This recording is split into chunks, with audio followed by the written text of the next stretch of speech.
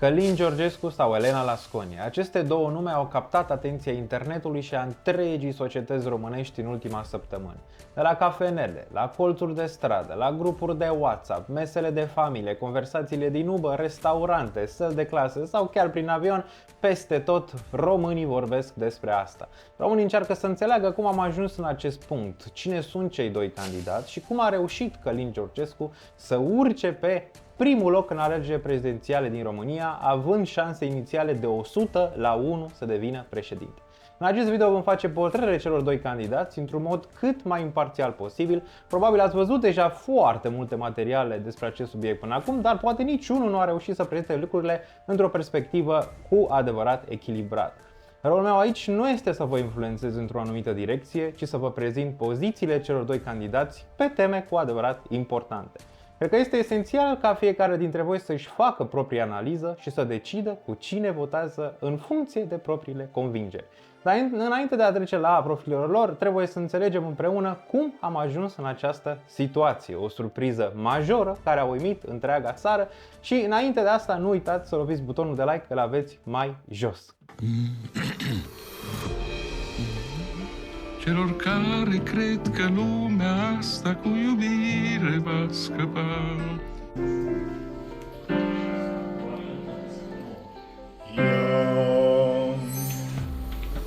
Aleluia!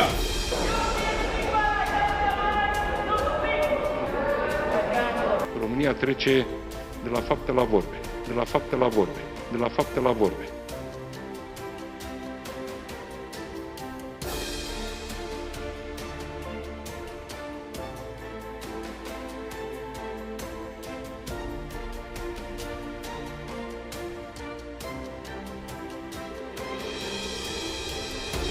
Toți constructorii și CNAIR-ul și toate ministerele laudă cât de implicat este în rezolvarea problemelor. Se implică și local, domnul Ben. Lucrurile funcționează. Da, trebuie să spunem câteodată și adevăr. Da, trebuie să spunem câteodată și adevăr.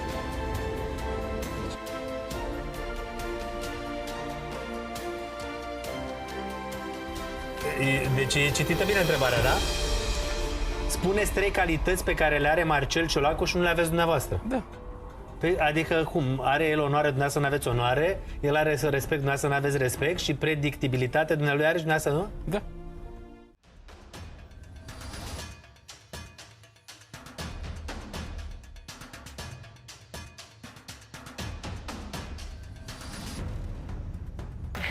Vin către voi nu ca să conduc un partid, vin către voi să creez o mișcare. Este o chemare, așa cum am spus, este o lucrare unii cu alții și noi toți cu Dumnezeu, asta a fost anunțul meu și este pe bază de voluntariat. Nu simt frigul, simt puterea, simt că trăiesc, sunt liber.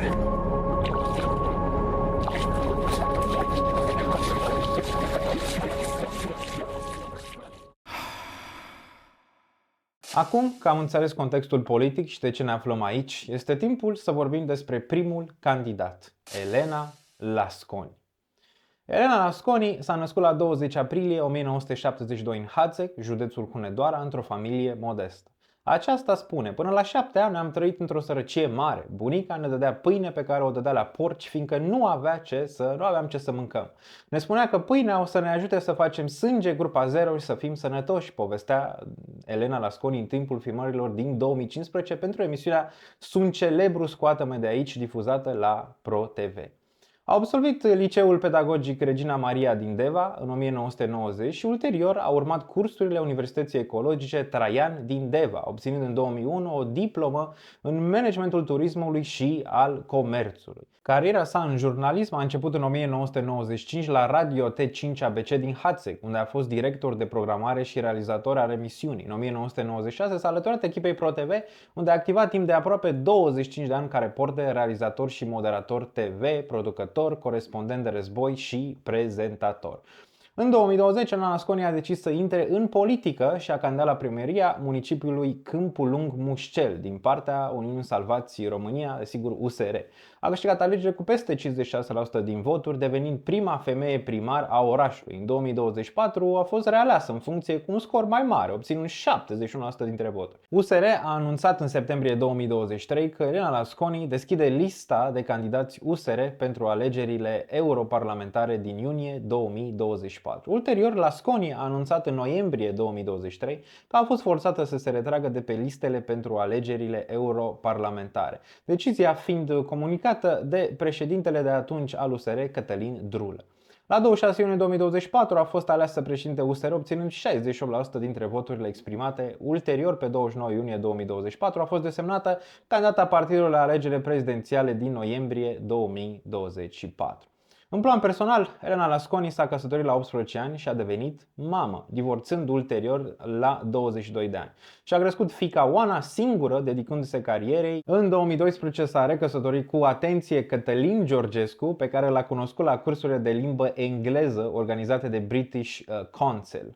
Elena Lasconi este recunoscută pentru dedicarea sa în slujba comunității și pentru eforturile de modernizare și dezvoltare ale municipiului Câmpul Lung Mușcel. De asemenea, este apreciată pentru integritatea și profesionalismul demonstrate atâta timp în cariera jurnalistică cât și în cea politică.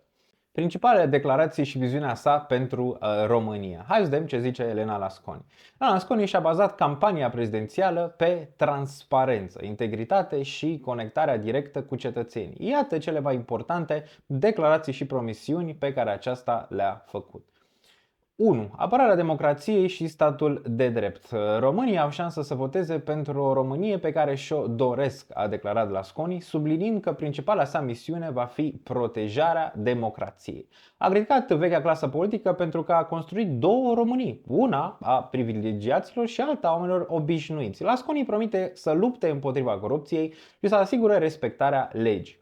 2. Reforma sistemului administrativ. Un punct central al platformei sale este reforma administrației publice. Promite să desființeze consiliile județene, considerându-le ineficiente și să promoveze o reorganizare teritorială care să aducă administrația mai aproape de cetățean.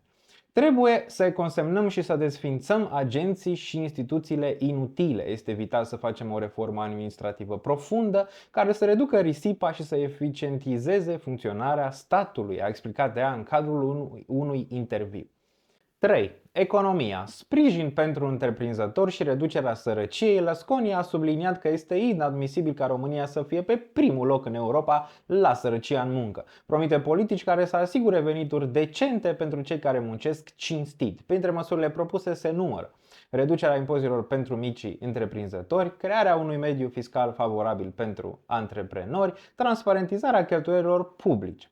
Întrebată în cadrul podcastului MCN, veți fi de acord cu noi taxe și impozite pentru reducerea deficitului bugetar? Lasconi răspunde: este esențial să avem un guvern de dreapta. Vă garantez că pentru guvernul de dreapta asta nu se va întâmpla. Știu că guvernul a trimis un proiect la Comisia Europeană care se referă doar la creștere de taxe. Propunerea noastră este să tăiem taxele. Sunt singurul candidat credibil care ar putea să dea această linie de cheltuieli incredibile ale statului, spune aceasta. 4. Educația relevantă pentru viitor. Un sistem de educație care să pregătească elevii pentru viața reală este prioritar, a spus Lasconi. Ea susține că educația trebuie să fie modernizată, concentrându-se pe competențe relevante și pe sprijinirea elevilor din zonele defavorizate. 5. Pilonul 2 pentru sănătate. Lasconi a criticat dur sistemul de sănătate actual, în care pacienții sunt plimbați de la ușă la alta. Propune introducerea unui pilon 2 pentru sănătate, inspirat din succesul pilonului 2 din sistemul de pensii, care să permită accesul la serviciile de calitate. Implicarea directă în atragerea fondurilor europene este punctul 6. Un alt obiectiv major este creșterea capacității României de a accesa fonduri europene. Am atras fonduri europene la Câmpul Lung pentru proiecte care depășesc bugetul orașului pe 40 de ani. Știu ce înseamnă să muncești pentru asta, a spus Lasconi. 7. Sprijinirea drepturilor LGBTQ+.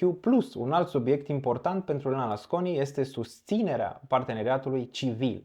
Este nevoie să deschidem un dialog real și să încetăm să folosim aceste subiecte ca arme electorale, a declarat aceasta. Dar cu toate acestea, într-o emisiune difuzată pe 4 noiembrie 2023 la Prima TV, Elena Lasconi a declarat că a votat da în 2011 la referendumul pentru familie, care propunea introducerea în Constituție a definiției familiei ca fiind căsătoria liber consimțită între un bărbat și o femeie.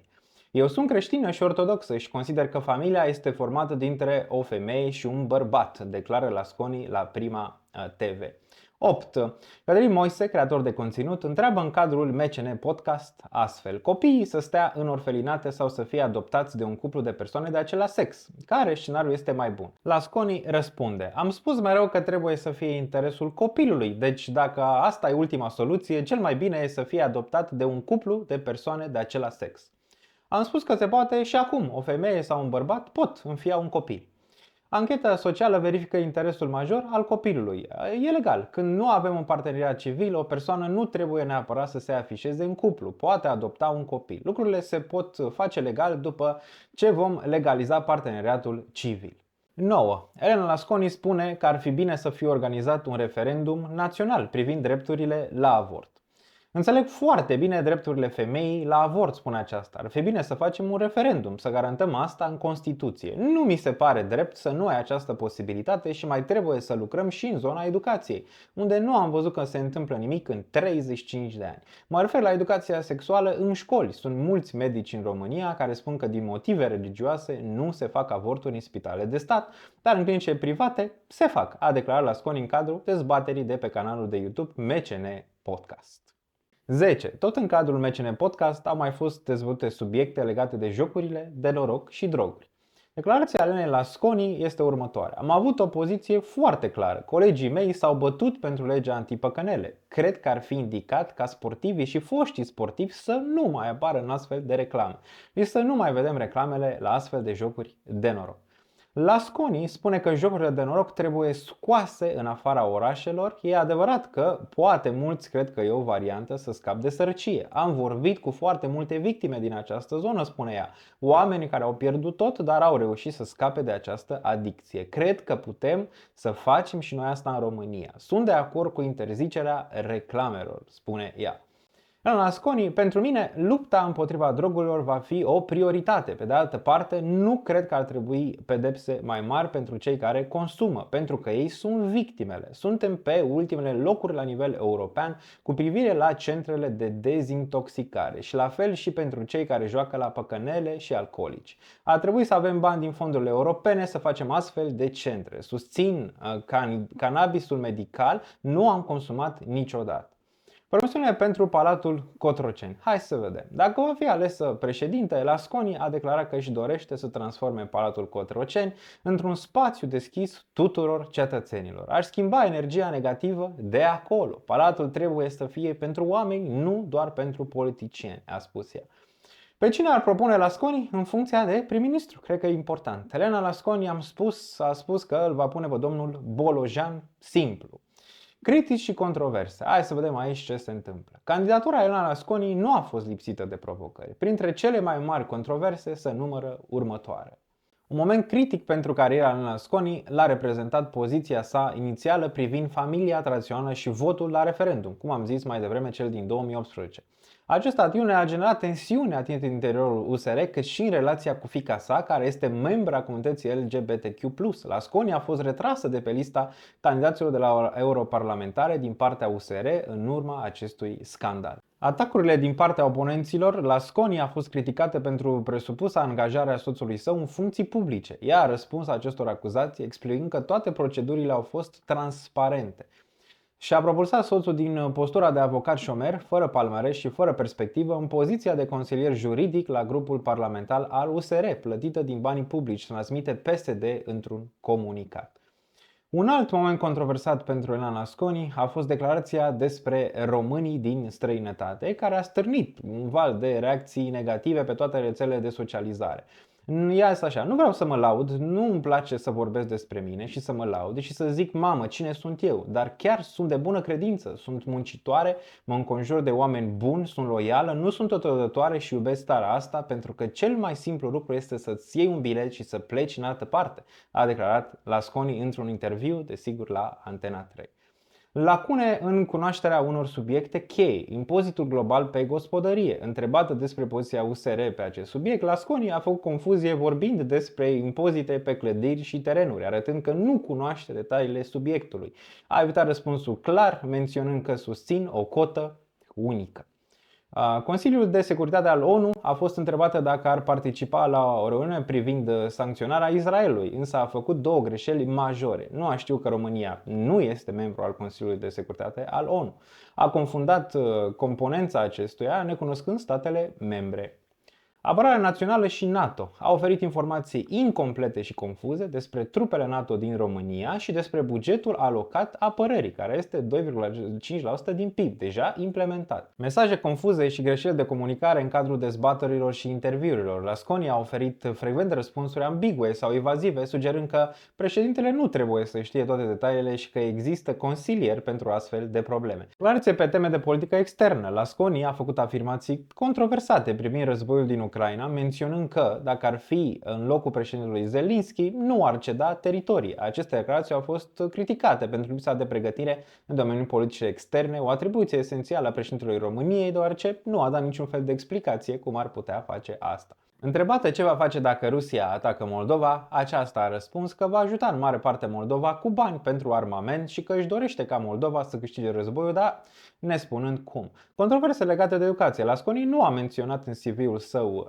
universitatea urmată, ci doar instituția la care a susținut licența. Adversarii politici au speculat că a urmat cursurile universități private neacreditate la acea perioadă, încercând să o discrediteze.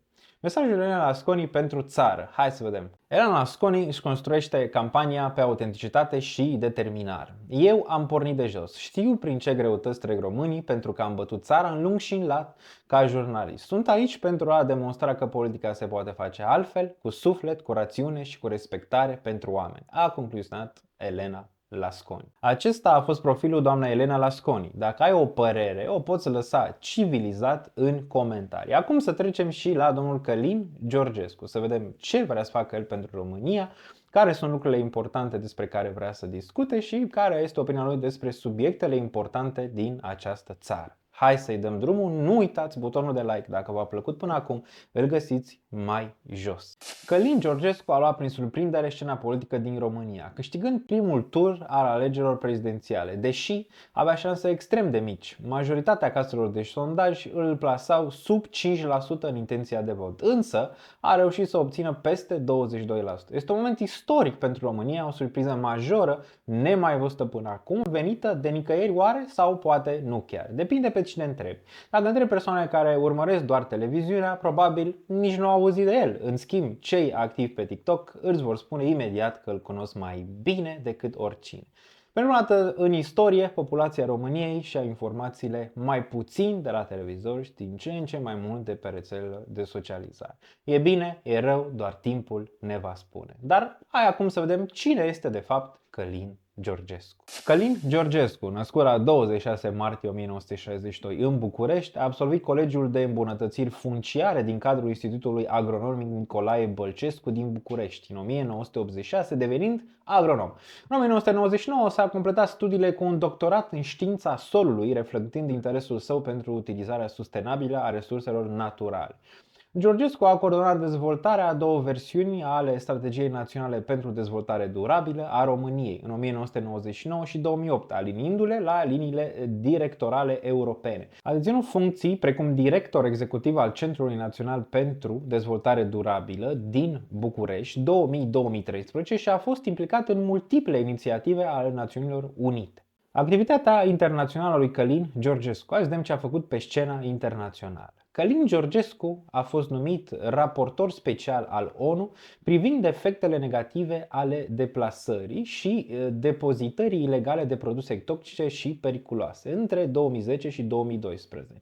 Între 2013 și 2015 a fost președinte al Centrului European de Cercetare pentru Clubul de la Roma, iar în perioada 2015-2016 a ocupat funcția de director executiv al Institutului Global pentru indicele sustenabilității al ONU, cu sediul în Geneva și Vaduz. În plus, a reprezentat Comitetul Național UNEP pentru România, evidențiindu-se ca o voce importantă în domeniul protecției mediului. Activitatea politică. Începând din 2010, Călin Georgescu a fost asociat cu partidul Alianța pentru Unirea României, adică AUR, fiind propus ca prim-ministru în repetate rânduri, 2011, 2012 și 2016. În 2024 a candidat la alegeri prezidențiale din România. Georgescu s-a poziționat în aceste alegeri ca un candidat independent, afirmând că partidul său este poporul român. Această abordare i-a adus un val de susținere populară, în special din partea celor dezamăgiți de politica tradițională din România. Mesajul său, chemarea unui neam, nu o campanie politică, susține el. Georgescu nu consideră că se află într-o campanie politică clasică. În interviurile sale recente, el subliniază că viziunea sa prezintă o chemare pentru unitate și împuternicirea poporului român. Programul său, țara, intitulat Hrană, apă, energie, pune accent pe utilizarea resurselor naturale ale României pentru a asigura independența economică a fiecărui cetățean în parte. El susține că România stă pe un munte de aur din punct de vedere al resurselor naturale, dar politica actuală le-a lăsat nevalorificate sau exploatate de interese străine. Pe plan personal, Georgescu este căsătorit și tata a 2 copii, este pasionat de natură și susține că legătura cu pământul și cu valorile tradiționale reprezintă fundamentul unei societăți sănătoase. În campania prezidențială din 2024, Georgescu s-a poziționat ca un susținător al suveranității naționale și al valorilor tradiționale. România trebuie să fie a românilor. Avem resurse și capacitatea de a fi independenți și de a ne dezvolta pe cont propriu, a declarat el. În repetate rânduri, Călin Georgescu, candidat independent la alegerile prezidențiale din 2024, și-a articulat o viziune clară pentru viitorul României, axată pe 4 piloni esențiali: neutralitatea în politica externă, reforma economică, educația și familia, precum și schimbarea sistemului politic. 1. Neutralitatea în politica externă. Georgescu promovează o politică externă bazată pe neutralitate și relații armonioase cu toți vecinii. El consideră că România, datorită poziției sale geostrategice, poate deveni un mediator al păcii la nivel global. Într-un interviu recent a declarat astfel: România trebuie să adopte o poziție de neutralitate activă, să fie un pod între est și vest, promovând dialogul și cooperarea. Neutralitatea absolută este dificil de implementat pentru un stat membru al NATO. UE, obligativitatea de a respecta angajamentele internaționale, limitează această politică. 2. Reforma economică. Programul economic al lui Georgescu se concentrează pe obținerea independenței alimentare și energetice, precum și pe sprijinirea micilor afaceri familiale. El dorește să reducă dependența de importuri și să revitalizeze agricultura și industria locală. În cadrul campaniei sale a subliniat: trebuie să ne valorificăm resursele proprii și să sprijinim fermierii locali. O economie sănătoasă se bazează pe producția internă și pe consumul produselor autohtone. Închei citatul. Educația și familia. Georgescu vede educația ca un pilon al renașterii naționale și pledează pentru revenirea la valorile tradiționale. El susține că familia și educația sunt esențiale pentru viitorul României. Într-un discurs recent a afirmat astfel: educația trebuie să formeze caractere și să promoveze valorile naționale. Familia este nucleul societății și trebuie protejată și sprijinită. 4. Schimbarea sistemului politic. Georgescu consideră că actualul sistem politic este fundamental greșit și propune o reformă profundă, menită să elimine influențele externe și corupția. El a declarat: este timpul să curățăm clasa politică de corupție și să ne recâștigăm suveranitatea. România trebuie să fie condusă de oameni integri, dedicați interesului național. 5. Reforma sănătății și accesul la serviciile medicale. Călin Georgescu a declarat că sănătatea ar trebui să fie o prioritate națională, promițând investiții majore în spitale și în accesul la servicii medicale de calitate, în special în zonele rurale. Nu putem avea un popor sănătos fără un sistem de sănătate funcțional. Voi face un pact național pentru sănătate prin care să asigurăm că fiecare român are acces la acest tratament gratuit și de calitate, indiferent unde locuiește, a spus acesta. Vom înființa centre medicale moderne în fiecare comună din România. Sănătatea nu trebuie să fie un privilegiu, a mai adăugat el. Stoparea exodului românilor este punctul 6 și crearea de locuri de muncă. Georgescu a promis că va implementa măsuri care să îi determine pe românii plecați în străinătate să se întoarcă acasă prin crearea de locuri de muncă bine plătite și sprijinirea antreprenoriatului. Este inadmisibil că milioane de români să fie plecați din țară. Voi oferi pachete de sprijin pentru cei care vor să se întoarcă și să deschidă afaceri aici acasă, a spus el. România are nevoie de o clasă de mijloc puternică. Voi reduce taxele pentru micii antreprenori și vor elimina birocrația excesivă.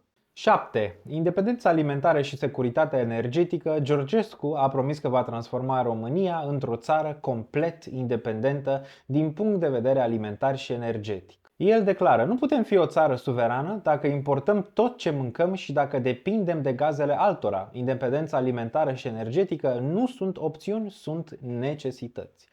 Voi susține, spune el, fermierii români prin subvenții directe și voi crea un sistem național de distribuție a produselor locale. 8. Reforma justiției și combaterea corupției. Georgescu a subliniat că sistemul de justiție trebuie reformat pentru a elimina corupția și influențele politice. Voi milita pentru independența reală a justiției și pentru pedepsirea drastică a corupților care au furat de la popor. Românii nu mai trebuie să aibă parte de un sistem judiciar dublu, unul pentru bogați și altul pentru săraci. Dreptatea este pentru toți. 9. Promovarea tinerilor și sprijinirea educației. Călin Georgescu a promis un sistem educațional reformat care să fie orientat spre competențe practice și să includă sprijin pentru tineri. Educația nu trebuie să fie despre memorare, ci despre pregătirea pentru viață. Voi implementa programe care să pregătească tinerii pentru meserii relevante, spune el. Vom susține tinerii care vor să rămână în țară prin burse, locuri de muncă și programe de mentorat. 10. Poziția față de minorități. Georgescu a declarat că va proteja drepturile tuturor cetățenilor români, dar a accentuat importanța păstrării identității naționale.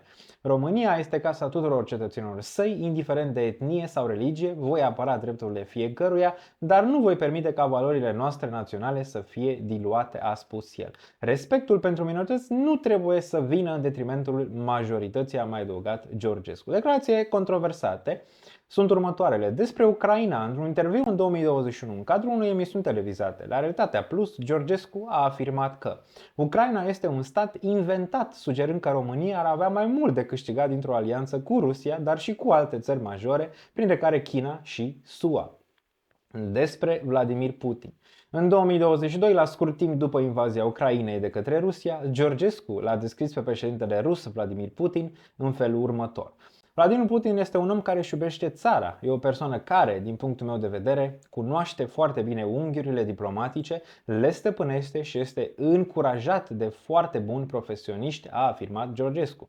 Însă el a negat orice legături cu Rusia sau de sprijin din partea Moscovei. Nu am legături cu Rusia și nu am primit sprijin. Cu Vladimir Putin nu m-am întâlnit niciodată, a continuat Călin Georgescu. Georgescu a mai spus, citez, șansa României este înțelepciunea rusească și care ar vrea să reintroducă serviciul militar obligatoriu. În ceea ce privește războiul din Ucraina, Călin Georgescu din nou a adoptat o poziție apropiată de cea a Kremlinului, spun unii analiști, și este următoarea poziție, că România ar avea mai mult de câștigat dacă întreține niște relații mai bune cu China și Rusia, cum am zis inițial. Georgescu a spus asta la Realitatea TV în 2022. Financial Times a creat un articol despre acest subiect numit How a Pro-Putin TikTok Star Topped Romania's Presidential Pool, vorbind despre faptul că Călin Georgescu ar fi pro-Rusia, dar neavând dovezi clare despre această legătură, decât anumite declarații ale acestuia care pot fi interpretabile. Călin Georgescu a făcut declarații controversate în care a elogiat lideri ai mișcării legionare din România, precum Corneliu Zelea Codreanu și Ion Antonescu. Într-un interviu din 2022, el a afirmat că Zelea Codreanu s-a luptat pentru moralitatea ființei umane și că toți au făcut și fapte bune și altele mai puțin bune. De asemenea, a susținut că istoria a fost mistificată în ceea ce privește asasinatele comise de legionari, precum cele ale lui Armand Călinescu și Nicolae Iorga. Aceste declarații i-au adus lui Georgescu un dosar penal pentru elogiarea persoanelor vinovate de genocid și crime de război. Pentru a înțelege mai mult despre mișcarea legionară dintre anii 1919-1938, aveți mai multe materiale în descriere pentru a putea avea o imagine mai clară.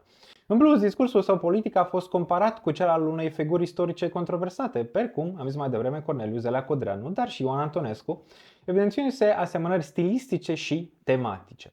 Despre NATO. Georgescu a criticat apartenența României la NATO și prezența bazelor militare pe teritoriul țării, inclusiv scutul antirachete de la Deveselu, pe care l-a numit o rușine a diplomației. Reacții internaționale. Presa de stat rusă a reacționat pozitiv la succesul electoral al lui Georgescu, numindu-l susținător al unei alianțe cu Rusia și apreciindu-i pozițiile favorabile valorilor tradiționale și criticele la adresa NATO. Despre buget, Călin Georgescu a explicat că are zero buget și că a reușit să ajungă popular cu ajutorul a mii de voluntari pe rețele de socializare TikTok. Despre parurile sportive a zis că vrea să le desfințeze pe toate. Destul de simplu aici. Călin Georgescu nu crede că omul a mers pe lună. E o altă chestie pe care a zis-o. Călin Georgescu crede despre Ion, al lui Liviu Rebreanu, că este un personaj pozitiv care ține la pământ și valorile tradiționale. Din podcastul lui Igo Jira, l-aveți mai jos. Întrebat dacă o femeie este pregătită să devină președinte, acesta a răspuns scurt și la obiect nu. Călin Georgescu și-a exprimat în trecut opinii controversate cu privire la nașterea prin cezariană și avort. El a descris nașterea prin cezariană drept o tragedie și a ținut că acesta rupe firul divin. Cu toate acestea, în declarații recente, Georgescu a afirmat că nu intenționează să interzică cezariana sau avortul, subliniind că fiecare persoană ar trebui să fie liberă și să ia decizii care îi privesc viața. El a declarat: nu vreau să interzic cezariana sau avortul sau alte chestiuni. Fiecare om e liber, trebuie să fie liber să ia decizii pe care le dorește. Libertatea a raportat că succesul lui Călin Georgescu ar putea fi atribuit unei campanii de promovare pe TikTok, în care s-ar fi folosit de boți pentru a câștiga lupta pentru Palatul Cotroceni, având o creștere spectaculoasă pe toate rețelele de socializare, dar mai ales TikTok. Acești boți ar fi amplificat mesajul său, ajungând ulterior să fie vizibil pe telefoanele multor cetățeni. Totuși, aceste afirmații nu au fost încă probate până în prezent. Aceste acuzații au generat controverse și discuții în spațiul public cu privire la utilizarea tehnologiilor de automatizare în campaniile electorale și la impactul acestora asupra procesului democratic.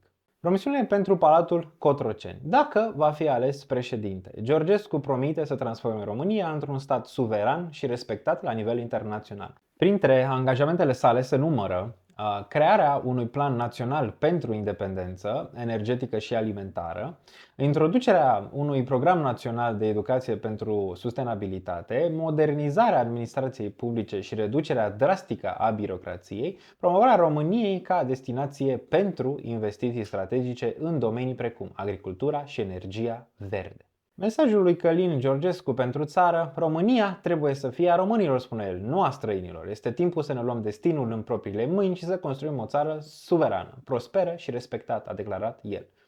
El își bazează campania pe valori tradiționale, pe suveranitate și pe un program economic naționalist. Nu sunt politician, sunt un român care vrea să-și servească țara, a concluzionat el.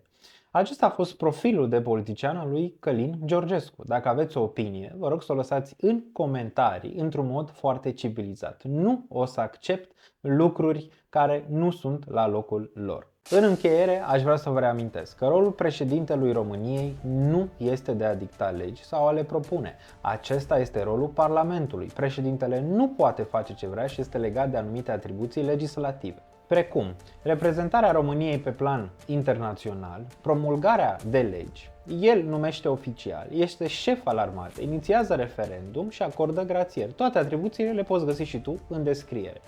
Vreau să reafirm faptul că votul tău este mai important ca niciodată și, indiferent cu cine decizi să votezi, este important să o faci. Nu uita că pe 1 decembrie sunt alegerile parlamentare și, după cum am reliefat mai sus, sunt poate mult mai importante decât votul pentru președinte, pentru că în final Parlamentul face legile, nu președintele. Nu o să vă spun cu cine să votați, dar sper după acest video să aveți o claritate mai bună în legătură cu cei doi candidați. Am încercat și sper că am reușit să rămân imparțial. Nu uitați că de cele mai multe ori politicienii aruncă cuvinte fără a avea bază reală, de asta trebuie să analizezi mai în detaliu ce vrea să facă fiecare și dacă este posibil sau doar o fantezie. Vreau totuși să vă îndemn la calm, a nu lua decizii pripite, dacă cumva candidatul pe care îl votezi nu va ieși președinte în final. Democrația este importantă și trebuie respectată indiferent de rezultat. Nu trebuie să vă certați între voi. Pentru politicieni, ci recomand discuțiile civilizate. Clasa politică, indiferent care este ea, merge pe principiul dezbină și cucerește. Și din păcate, în acest moment în România, suntem mai dezbinați ca niciodată. Dacă aș îndemna la ceva, este la unitate, la gândire logică, nu emoțională și discuții cu cei care poate nu sunt de acord cu voi. Numele meu este Daniel Niță și dacă v-a plăcut acest video și mai vreți să vedeți lucruri similare pe acest canal pe viitor, aș aprecia un like pentru efortul depus. Aveți toate linkurile necesare în descriere, pe mine mă găsiți pe toate rețelele de socializare, Aron Real Daniel Niță. Verificați și linkurile din descriere unde aveți toate informațiile disponibile. Much love și dacă aveți un comentariu, lăsați-l mai jos. Ne auzim, stay safe!